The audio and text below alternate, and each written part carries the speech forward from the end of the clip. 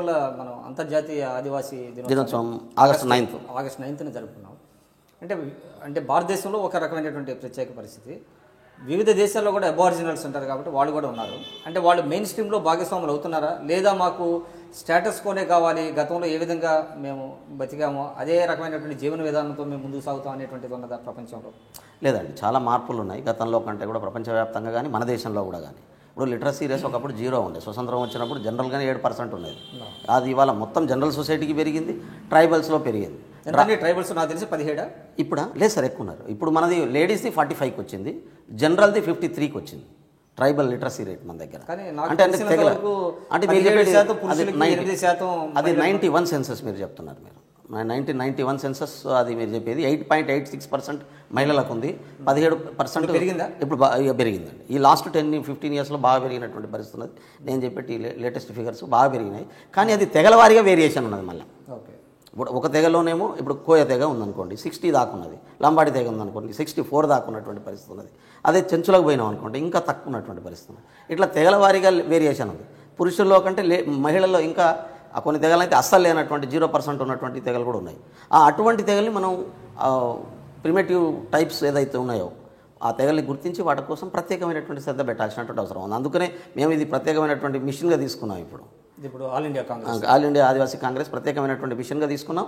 Plus scheduled ట్రైబ్స్లో mix లేనటువంటి భాగస్వాములు కానటువంటి వాళ్ళను కూడా దీంట్లో భాగస్వాములు చేయడం కోసం ఏ చర్యలు తీసుకోవాలనేది టాస్క్ కూడా మాకు ఇవ్వబడ్డటువంటి పరిస్థితి. ఇప్పుడు అత్యధిక శాతం మంది ఉన్నది ఛత్తీస్గఢ్ అనుకుంటా. ఛత్తీస్గఢ్లో ఉన్నారు, అదేవిధంగా మధ్యప్రదేశ్లో ఉన్నారు, అదేవిధంగా ఒరిస్సాలో 26% ఉన్నటువంటి పరిస్థితి ఉన్నది. మహారాష్ట్రలో కూడా పాపులేషన్ బాగానే ఉంది. గుజరాత్లో పాపులేషన్ ట్రైబల్ పాపులేషన్ బాగుంది.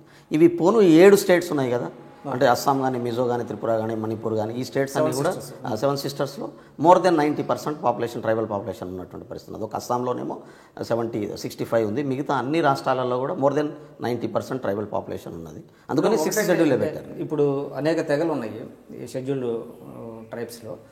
ఇప్పుడు కొంతమంది ఏదైతే రిజర్వేషన్స్ కల్పించారో ఆ రిజర్వేషన్ ఫలాలు కూడా కేవలం కొన్ని తెగలకే చెందుతున్నాయి, మిగతా వాళ్ళకి అన్యాయం జరుగుతుంది అనేటువంటిది కూడా ఉన్నది. అంటే మీరు కూడా గతంలో లంబాడి హక్కుల పోరాటం అని చేశారు, కానీ నాకు తెలిసినంత వరకు ఉన్న తెగల్లో లంబాడీలే కొంచెం అభివృద్ధిలో ముందున్నారు అనేటువంటిది ఒకటి ఉన్నది.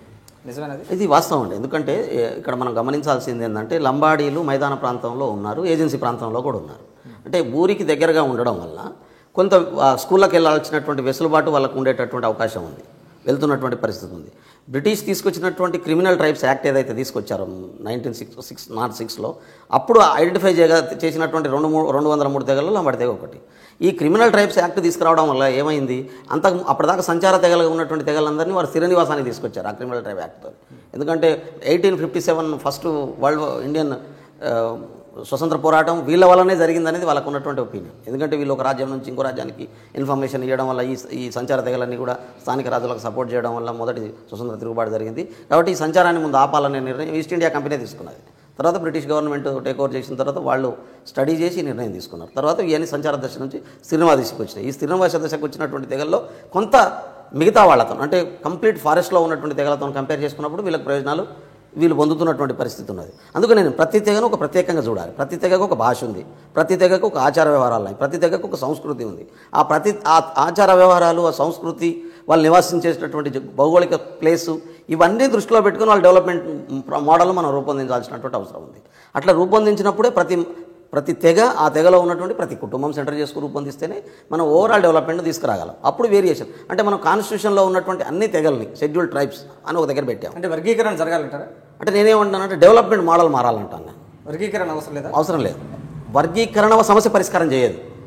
ఎందుకు చేయదు అంటాను నేను అంటే ప్రతి తెగకు నువ్వు ప్రత్యేకమైనటువంటి సంస్కృతి ఉన్నప్పుడు ఒక తెగలో మళ్ళీ ఒక గ్రూపు పెడతాం. ఫర్ ఎగ్జాంపుల్ బీసీలో ABCD ఈ గ్రూపుల దగ్గర తీసుకొచ్చారు మనం. ఈ గ్రూపులో పెట్టినటువంటి అన్ని కులాలు ఈక్వల్గా లేవు. ఈక్వల్గా అయినప్పుడు అక్కడ బలమైనటువంటి కులం ప్రయోజనం ఎక్కువ పొందేటటువంటి అవకాశం ఉంది. పర్టికులర్ గ్రూప్లో ఆ గ్రూప్లో అందరికి ఈక్వల్గా ఉన్నప్పుడు ఎక్కువ ప్రయోజనం పొందేటటువంటి అవకాశం ఉంది. అంటే ఆ గ్రూప్లో ఉన్నటువంటి వాళ్ళందరినీ సమానంగా అనుకుంటున్నాం మనం.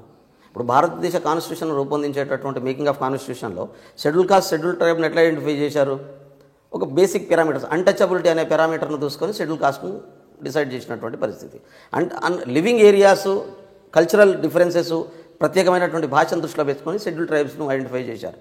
ఆ రోజు ఉన్నటువంటి దాదాపు ఒక 6,000 కులాలని ఈ తెగలన్నింటినీ ముందు ఒక 4 గ్రూపులుగా తయారు చేసుకున్నారు. ఆ రోజు schedule caste, schedule tribes, OBCs, other communities కింద ముందు ఒక సోషల్ గ్రూప్ను ఒక కమ్యూనిటీగా దగ్గరికి తీసుకురావాలని ఆ రోజు వాళ్ళు ప్లాన్ చేశారు. కానీ ఇవాళ 60 సంవత్సరాల తర్వాత 70 సంవత్సరాల తర్వాత మనం ప్రాక్టికల్గా చూసుకున్నప్పుడు డెవలప్మెంట్ అనే యాంగిల్ని తీసుకున్నప్పుడు డెవలప్మెంట్ థాట్ ప్రాసెస్లోనే ఒక పెద్ద మార్పు రావాల్సినటువంటి అవసరం ఉంది.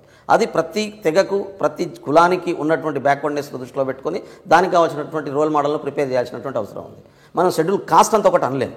షెడ్యూల్ కాస్ట్లో ఉన్నటువంటి 69 కులాలు మన దగ్గర ఇవాళ వాళ్ళు ఎక్కువ పొందుతున్నాం, మేము తక్కువ పొందుతున్నాం అనే మాట వస్తున్నది. అది జరగడానికి కారణం ఆ పైన పొందుతున్నటువంటి కులం కాదు, ఆ కులానికి ఉన్న ప్లేస్మెంట్, ఆ కుల వ్యవస్థలో ఉన్నటువంటి సమస్య. అది ఆ కుల వ్యవస్థలో నువ్వు సమానత్వాన్ని సాధించకుండా ఈ సమస్యను పరిష్కరించలేము. మనం సాధించాలంటే అప్పుడు ప్రత్యేక డెవలప్మెంట్ మోడల్ను ప్రతి కులానికి తీసుకురావాల్సినటువంటి అవసరం ఉంది.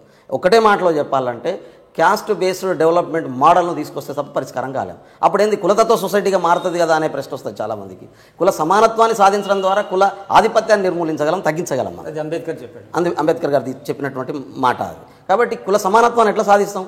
సామాజిక, ఆర్థిక, రాజకీయ అన్ని రంగాల్లో సమానత్వాన్ని ఇవ్వడం ద్వారా సాధించగలుగుతాం మనం. ఆ పరిష్కారం కూడా ఆయనే చెప్పాడు.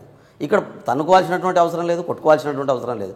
ఒక న్యూట్రల్ బేస్ నుంచి ఆలోచించి ఒక పాజిటివ్ డైరెక్షన్ తీసుకొస్తే ఖచ్చితంగా దీనికి పరిష్కారం దొరుకుతుంది. తద్వారా మాత్రమే ఈ తెగలన్నీ కూడా డెవలప్ అయ్యేటటువంటి అవకాశం ఉంటుంది. అందుకని నేను ఇప్పుడు నాకు సౌత్ ఇండియా ఇచ్చారు, ఈ సౌత్ ఇండియాలో ఉన్నటువంటి ప్రతి తెగ కోసం నేను ప్రత్యేకమైనటువంటి ప్రణాళికను రూపొందించే పనిలో పడ్డాను నేను. ఎందుకంటే నేను రాహుల్ గాంధీ గారితో మాట్లాడినప్పుడు కూడా చెప్పాను, మనం schedule tribes we cannot see as a whole group. మనం షెడ్యూల్ ట్రైబ్లో ఉన్నటువంటి వేరియేషన్లు దృష్టిలో పెట్టుకొని పనిచేయాల్సినటువంటి అవసరం ఉంది. ఐడెంటిఫై కాని తెగలు ఎవరైతే ఉన్నారో వాళ్ళు అప్లికేషన్ పెట్టుకునేటోడు కూడా లేడు వాళ్ళ తరపున. అటువంటి వాళ్ళని కూడా డెవలప్ చేయడం కోసం మనం ఎట్లా తీసుకొస్తాం? మన దగ్గర సునామీ వచ్చింది 15 సంవత్సరాల క్రితం. వచ్చినప్పుడు మనం అండమాన్ నికోబార్లో ఉన్నటువంటి తెగ 300 కుటుంబాలు ఉన్నటువంటి తెగ అక్కడి నుంచి వెళ్ళిపోయింది. చాలామంది ఆ సునామీలో కొట్టుకుపోయారు. ఎందుకు వెళ్ళిపోయింది?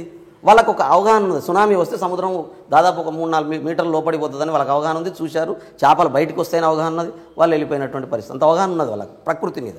అదే వేరే దగ్గరికి వస్తే ఆ వేరే విషయాల్లో వాళ్ళకి అవగాహన లేకపోవచ్చు. కాబట్టి అటువంటి తెగను మనం ఎట్లా డెవలప్ చేస్తాం అనేది ఒక మాట. వాళ్ళలో కొంత రిలక్టెన్స్ అనేది ఉందా బయటకు వచ్చి జీవించాలి, మనం అంటే జనజీవనంలో కలవాలి అనేటువంటి దాని? అది స్వతహాగా ఉండదు సార్. ఏ తెగకు తను ఉన్నటువంటి పరిసరాలతోనే కలిసి జీవించాలని ఉంటుంది. దాన్ని క్రియేట్ చేయాల్సినటువంటి బాధ్యత ప్రభుత్వాల మీదనే ఉంటుంది.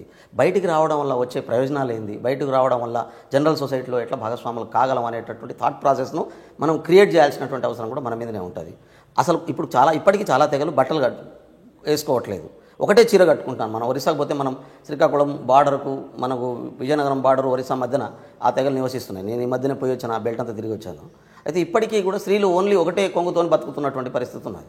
మరి ఎకనామికల్ బ్యాక్వర్డ్నెస్సే కారణం. దానికి ఎకనామికల్ బ్యాక్వర్డ్నెస్తో పాటు కల్చరల్ థాట్ ప్రాసెస్ కూడా దానికి కారణం అంటున్నాను.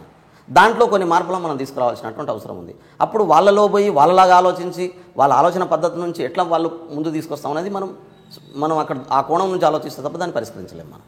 మీరు చూస్తున్నారు ఐ డ్రీమ్ న్యూస్ని. మీరు చూస్తున్నది ఐ డ్రీమ్ న్యూస్. అంటే కళలని నిజం చేస్తూ ప్రజలకి నిజాలని కళల ద్వారా తీసుకొచ్చే ఐ డ్రీమ్కి మై బెస్ట్ విషెస్. మీరు చూస్తున్నది I dream news.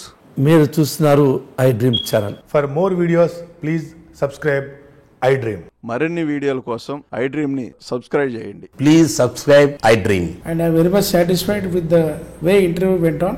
Kindly subscribe to I Dream. For more videos, subscribe to I Dream. And loads of fun entertainment and content.